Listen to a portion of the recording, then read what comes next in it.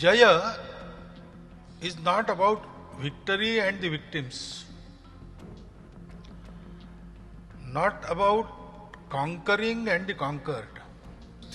Sanskrit language, the Veda, the Gita, Bhagavad Gita, and many other our texts are today being studied, researched, and number of people are writing about it. Hinduism नहीं Hinduness या हिंदुत्व कहिए। RSS the great YouTube channel के इस नए video में आपका स्वागत है। इस वीडियो में हम चर्चा करेंगे 3 दिवसीय विश्व हिंदू कांग्रेस 2023 की। इसका आयोजन 24 से 26 नवंबर तक थाईलैंड की राजधानी बैंकॉक में किया गया। विश्व हिंदू कांग्रेस में दुनिया भर के 61 देशों से लगभग 2200 प्रतिनिधियों ने भाग लिया। इन प्रतिनिधियों में करीब 30 देशों के सांसद एवं मंत्री भी शामिल हैं। मित्रों, दुनिया के हर हिंदू को एक दूसरे से जोड़ने और हिंदू धर्म के जीवन मूल्यों के माध्यम से विश्व कल्याण के लिए ताकत हासिल करने के संकल्प के साथ तीसरी विश्व हिंदू कांग्रेस का समापन हो गया। इसका आयोजन 24 से 26 नवंबर तक थाईलैंड की राजधानी बैंकॉक में किया गया।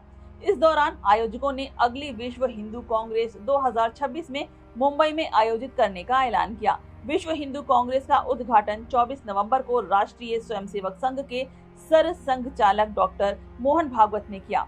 वहीं आध्यात्मिक गुरु माता अमृतानंदमयी देवी ने 26 नवंबर को समापन भाषण दिया। संघ प्रमुख डॉक्टर भागवत ने दुनिया भर में रहने वाले हिंदुओं से लोगों के साथ अपने संबंध मजबूत करने की भावुक अपील की। उन्होंने कहा कि हिंदू धर्म शांति और प्रसन्नता का मार्ग दिखाता है और संपूर्ण मानवता को सभी प्राणियों के अस्तित्व की आत्मा मानता है। उद्घाटन सत्र में राष्ट्रीय स्वयंसेवक संघ के सर कार्यवाह दत्तात्रेय होसबाले ने कहा कि स्वामी विवेकानंद ने हिंदुओं से कहा था कि वो अपनी आध्यात्मिकता से दुनिया को जीतें, और मुझे लगता है कि भौतिक प्रगति और आध्यात्मिक प्रगति हमें विश्व हिंदू कांग्रेस के महान आदर्श वाक्य जयस्य आयतनम धर्म का एहसास कराएगी।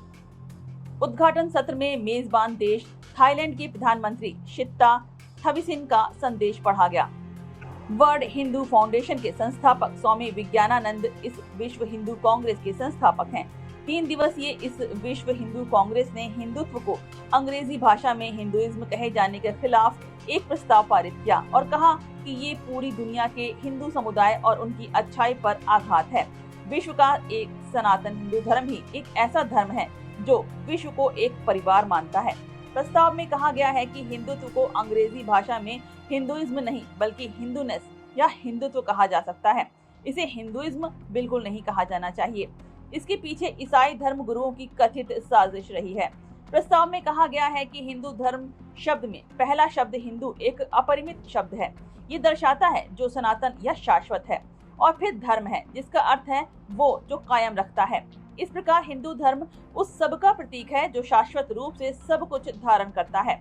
एक व्यक्ति, एक परिवार, एक समुदाय, एक समाज, और यहाँ तक कि प्रकृति सजीव और निर्जीव दोनों। इसके विपरीत हिंदुइज्म पूरी तरह से अलग है क्योंकि इसमें इज्म जुड़ा हुआ है। इज्म शब्द को एक दमनकारी और भेदभावपूर्ण रवैये या विश्वास के रूप में परिभाषित किया गया है।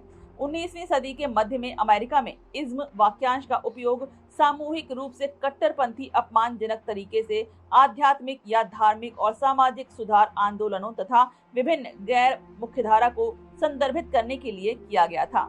हिंदुइज्म शब्द को ऐसे संदर्भ में समझा जाना चाहिए। प्रस्ताव में कहा गया है कि हिंदुइज्म शब्द को लोकप्रिय शब्दकोश में सर मोनियर विलियम्स ने अपनी हैंडबुक हिंदू धर्म के माध्यम से पेश किया था। ये पुस्तिका 1877 में ईसाई ज्ञान को बढ़ावा देने के लिए सोसाइटी द्वारा प्रकाशित की गई थी। ये बौद्धिक रूप से बेमानी है। पिछले 150 वर्षों में क्रूर हिंदू विरोधी आख्यानों के पीछे ऐसी शब्दावली ही बीज है। ऐसे कारणों से ही हमारे बुजुर्गों ने हिंदुइज्म की तुलना में हिंदुत्व शब्द को प्राथमिकता दी, क्योंकि इसमें हिंदू शब्द के सभी अर्थ शामिल हैं। हिंदुत्व कोई जटिल शब्द नहीं है, इसका सीधा सा अर्थ है हिंदूनेस। प्रस्ताव में कहा गया है कि दूसरों ने हिंदुत्व की जगह वैकल्पिक शब्द सनातन धर्म का उपयोग किया, जिसे अक्सर सनातन के रूप में संक्षिप्त किया जाता है। यहाँ सनातन शब्द हिंदू धर्म की शाश्वत प्रकृति को इंगित करने वाले विशेषण के रूप में कार्य करता है। सार्वजनिक चर्चा में कोई शिक्षाविद और बुद्धिजीवी नियमित रूप से हिंदुत्व को हिंदू धर्म के विपरीत यानी बेहद नकारात्मक रूप से चित्रित करते हैं। उनमें से कुछ लोग अपनी अज्ञानता के कारण ऐसा तर्क करते हैं, लेकिन अधिकांश लोग हिंदू धर्म के प्रति अपनी गहरी नफरत और पूर्वाग्रहों के कारण हिंदुत्व विरोधी हैं। राजनीतिक एजेंडे और व्यक्तिगत पूर्वाग्रहों से प्रेरित कई राजनेता भी उस समूह में शामिल हो गए हैं और लगातार और तीक्ष्णता से सनातन धर्म की आलोचना कर रहे हैं। प्रस्ताव में कहा गया है कि वैश्विक हिंदू समुदाय की ओर से विश्व हिंदू कांग्रेस ये घोषणा करती है कि हिंदुत्व या सनातन धर्म या सनातन या हिंदू धर्म की दुर्भावनापूर्ण आलोचना वास्तव में हिंदू समाज और उसमें से जो कुछ भी सुंदर, न्यायपूर्ण, अच्छा और महान है उसे लक्षित करती है।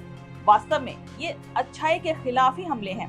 विश्व हिंदू कांग्रेस ऐसे हमलों की कड़ी निंदा करती है और दुनिया भर के हिंदुओं से संगठित वैश्विक प्रयासों के माध्यम से हिंदुत्व की अभिव्यक्ति के लिए आग्रह करती है और ऐसे हिंदू विरोधी हमलों और कट्टरता में शामिल लोगों पर काबू पाने का आग्रह करती है ताकि हम विजयी हों। उल्लेखनीय है कि थाईलैंड में भारतीय समुदाय के करीब 10 लाख लोग रहते हैं, जिनका देश के व्यापार और आर्थिक विकास में योगदान उल्लेखनीय है। और अंत में मित्रों, ये वीडियो आपको कैसा लगा ये कमेंट बॉक्स में लिखकर जरूर बताइएगा और जाते जाते इस चैनल को सब्सक्राइब और लाइक करना बिल्कुल ना भूलें। धन्यवाद।